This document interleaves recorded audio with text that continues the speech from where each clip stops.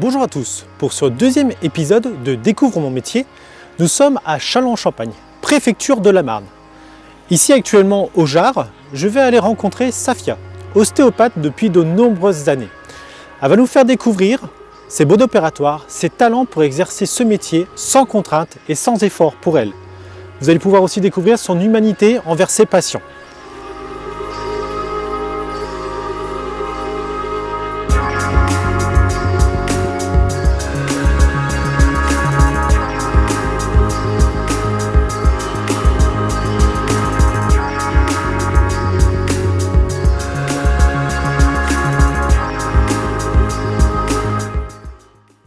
Et à partir du moment où je vais chercher le patient dans la salle d'attente, mon travail commence en fait. D'accord. Parce que je l'observe quand il se lève de la chaise, quand il marche, Déjà tout ça, ça me donne des indications. Et il revient, il se pose sur ma chaise, on parle. Donc là, on fait ce que nous, on appelle l'anamnèse en fait. Donc on fait parler le patient, quel est son problème, comment ça va, qu'est-ce qu'il en pense, comment il le ressent, depuis quand c'est arrivé, etc. Toutes les questions qui vont aller autour. Et je pose des questions générales sur le corps. Je ne m'intéresse pas que la douleur pour laquelle il vient tout de suite. Donc j'ai déjà une vue d'ensemble sur le corps et par rapport à ce que la personne me dit, donc ce qu'elle ressent. Donc j'ai son ressenti. Et je l'observe encore. Comment elle parle de ses problèmes, comment elle le vit en fait, toutes ses expressions, les mots qu'elle utilise, tout a une importance en fait. Ses gestes, les mots choisis. Je prends tout ça en tête, je la pose sur la table et à partir de là, je fais mes tests. Maintenant, ce sera mon ressenti, pas le sien. D'accord. On va dire qu'en général, c'est la globalité du corps déjà, le fonctionnement global que je ressens. Donc c'est les gros mouvements. On est sur l'entonnoir, on est sur la partie très grossière, on va dire. Donc c'est les mouvements grossiers. Je me pose sur le corps. Dans tous les cas, le moindre mouvement que je fais au pied, il doit basculer, doit être ressenti jusqu'au bout des cheveux, quoi. Il est ressenti jusqu'en haut du crâne. Et ça me permet de voir comment justement tout circule dans le corps. Donc je vais tirer sur différents axes, sur différentes puissances, force ou pas force. Je compare, ça me permet de comparer, gauche, droite, je regarde jusqu'où ça remonte, comment ça croise pas, si les lignes de force sont droites, pas droites, voilà, tous les différents axes. Et déjà j'ai une idée grossière, je vois que le corps utilise plutôt de cette manière. Si je vais tirer, hop, il va compenser, ça va s'enrouler pour pouvoir, ça va pas prendre le bon axe ou inversement en fait. Donc tu vas utiliser la sensation que tu as dans ton corps, donc une certaine maîtrise de ton corps, en même temps en utilisant le geste d'une telle puissance ou telle force, tu vas observer tout le long du corps si le corps réagit. Mais là, à partir de là, je peux commencer à me dire, ah tiens, c'est bizarre, ça croise, je sais pas moi, au niveau du bassin. Et peut-être dans ce qu'elle m'a dit, voilà, si c'est une personne qui m'a dit qu'elle avait peut-être des problèmes gynéco ou des problèmes urinaires, et là je peux commencer à me dire, ah, il y a peut-être une chose à regarder là-bas. Une enquêtrice. C'est ça, j'enquête complètement au départ. D'accord. Sur des choses grossières, et puis je fais mes tests, je vais remonter, je vais faire la même chose aux épaules. Donc là, c'est l'axe montant et je refais l'axe descendant pour voir si j'obtiens les mêmes informations. Donc si c'est un blocage vraiment complet, si on a la même compensation en montant ou en descendant, ou si c'est juste en montant, en descendant, tout se passe bien et en montant, ça compense. Déjà, ça veut dire que c'est des couches différentes. C'est pas un blocage général et juste une partie. Et après, je vais être un peu plus précise. Je vais tester les grosses articulations, je vais faire mes petits rebonds, comme on appelle. Tester la mobilité un peu plus générale et la motilité, ce qu'on appelle. Donc il y a une différence entre les deux qui pour moi va être importante. En tout cas en ostéo c'est très important. D'accord. La mobilité, selon la souplesse de chacun, Ouais. on peut avoir une articulation qui part, il y a des gens qui sont souples comme des barres de fer et ça bouge pas du tout. et puis en fait quand on va chercher, il y a une souplesse dans le rebond en fait. Et c'est ça que nous on appelle la motilité. Donc l'articulation, en fait, quand j'en parle à mes patients, c'est ce que je dis, c'est la différence entre un bout de bois et une barre de fer.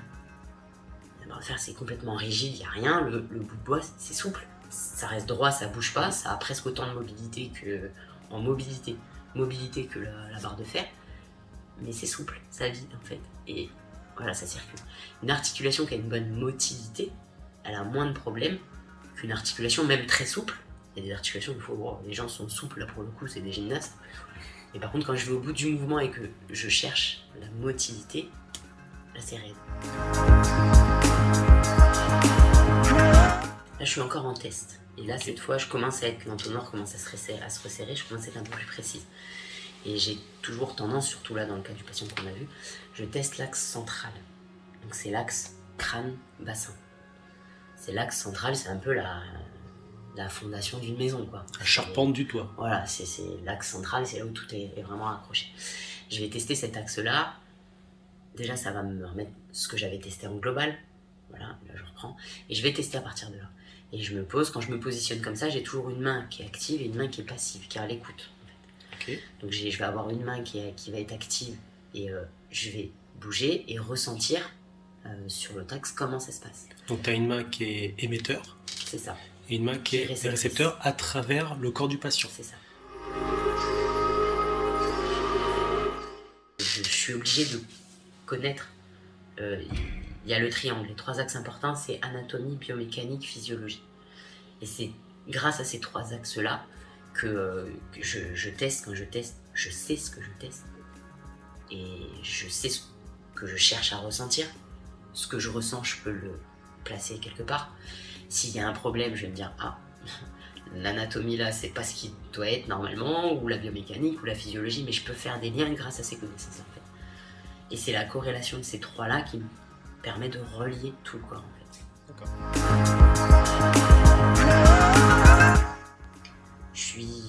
Quand je ferme les yeux en général, là je commence vraiment à traiter. Quand j'ai les yeux ouverts, je suis beaucoup plus en... Je regarde, je teste encore. Et je regarde comment le corps réagit, comment le corps s'ouvre, donc je vais observer le patient, je vais observer tout son corps. Et quand je me pose, là je vais tester, là je suis beaucoup plus dans le cellulaire, donc là je suis beaucoup plus fin sur mes tests. Et là je vais chercher à me positionner dans un endroit précis, c'est-à-dire que là je commence déjà à savoir ce que j'ai envie de tester. Je suis plus autant dans la globalité, donc j'ai besoin déjà d'énormément me concentrer. Moi j'ai besoin d'être complètement relâché, parce que plus je suis actif, moi j'arrive à sentir. C'est ce que je disais, c'est un peu le principe de parler et écouter. Plus je vais parler, moins j'ai la capacité d'écouter en fait. Et là, plus je vais être contracté, serré, donc en mode actif sur mes mains ou sur mon corps, moins je reçois l'information en fait. Parce que je donne, donc j'ai du mal à recevoir. Et plus je me pose, je relâche tout, je me concentre, j'utilise le moins de force possible. Et là, en général, je ferme les yeux, je me mets dans mon monde.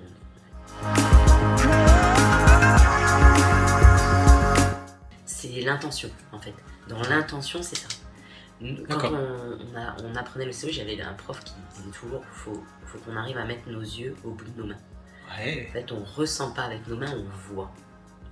Et une des premières pratiques qu'on apprenait, c'est d'essayer, alors ça m'avait perturbé complètement, d'essayer de si mes yeux étaient là, qu'est-ce que je verrais? Et donc d'essayer, à part l'intention, de placer nos yeux dans nos mains. C'était difficile pour toi de faire ça? C'était horrible. C'était complètement cinglé. Et donc à force d'entraîner ça, c'est devenu naturel?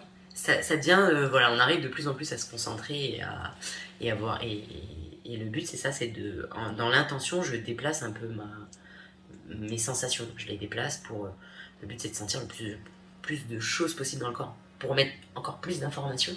Et plus j'ai d'informations, plus je vais être précise sur le problème du corps en fait. Donc cette façon de faire qui n'était pas naturelle pour toi, de voir au bout de tes doigts, pas du tout, Ouais. à force de l'entraîner, elle est devenue un peu plus naturelle et moins contraignante qu'au départ en fait. C'est ça.